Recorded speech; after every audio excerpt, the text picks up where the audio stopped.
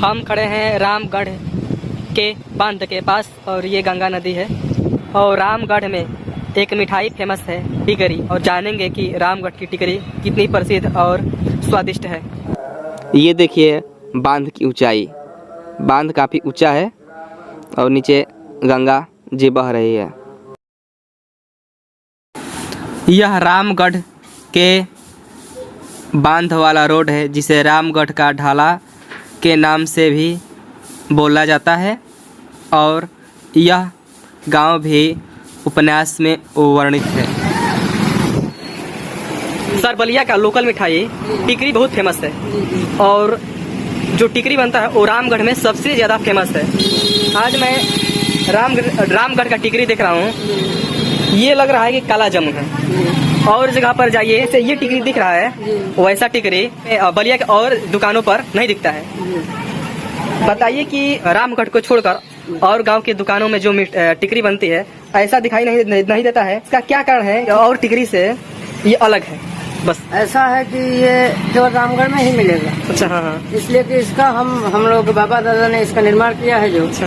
ये अपने स्तर से किया। अच्छा। इसके बाद ये रामगढ़ ढाले से छोड़ करके दूसरी अन्य जगह कहीं नहीं मिलेगा। हाँ। ये पूरे हिंदुस्तान में। हाँ। रही दूसरी बात, ये टिकरी शुद्ध देसी घी से बनती है। अच्छा। और इसमें दूध, खोआ और देसी घी और चीनी, यही सबसे 3-4 आइटम मिला करके ये बनता है। अच्छा सर, तो यह रामगढ़ की टिकरी खाने के लिए तो लोग दूर दूर से आते होंगे। जैसे मैं रेवती से आया हूँ बस टिकरी के लिए। रेवती नहीं, बलिया पूरे जिले के बाहर से भी लोग आते हैं।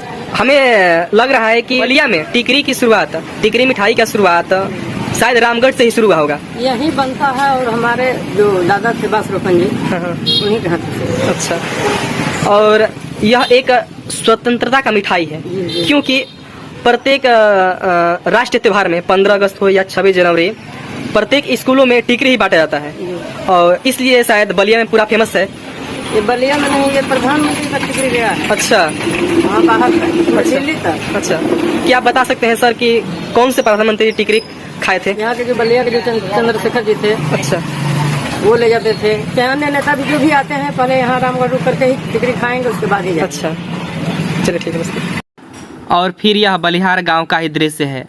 गांव में कुछ पुराने घर हैं और कुछ नए घर हैं, और कहानी में जिस प्रकार स्थानों का के घरों का दृश्यों का वर्णन किया गया है वह काफ़ी बदल चुका है। और यह घर उत्तर की तरफ से ऊंचास पर पहला घर है, और उत्तर की तरफ नीचे की ओर मलाहो और बिंदु का घर है जो कहानी में शायद यही घर के मलाहो का और शायद यादों का वर्णन किया गया होगा।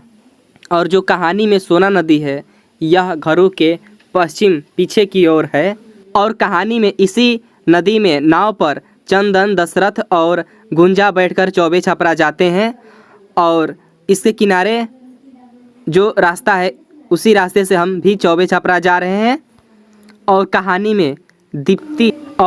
में चौबे छपरा के किनारे जब गुंजा और उसकी सहेली बर्तन धो रही है वह यही किनारा होगा, और जो उस तरफ से मंदिर जैसा दिख रहा है वही दीपा सती का मंदिर होगा, जहाँ पर गुंजा और चंदन एक बार आशीर्वाद लेने के लिए गए थे। और कहानी में नाव पर चौबे छपरा, गुंजा, दशरथ और चंदन जाते हैं तो नाव में थोड़ा पानी रहता है, और गुंजा पैर रंगी होती है और चंदन और गुंजा नीचे पैर किए रहते हैं तो पानी का रंग लाल हो जाता है, और चंदन गुंजा को दिखाता है तो गुंजा लजा जाती है।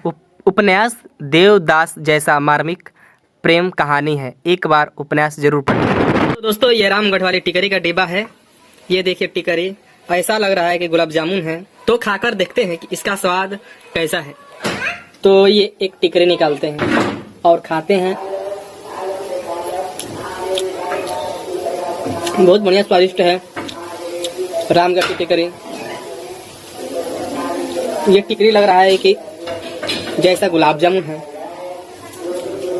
वैसे रामगढ़ के छोड़कर और भी जहाँ टिकरी बनती है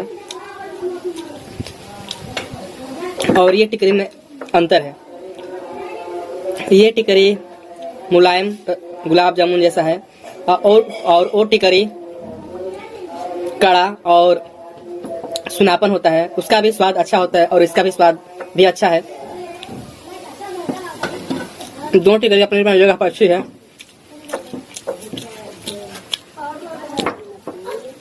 तब तक मैं टिकरी खा रहा हूँ।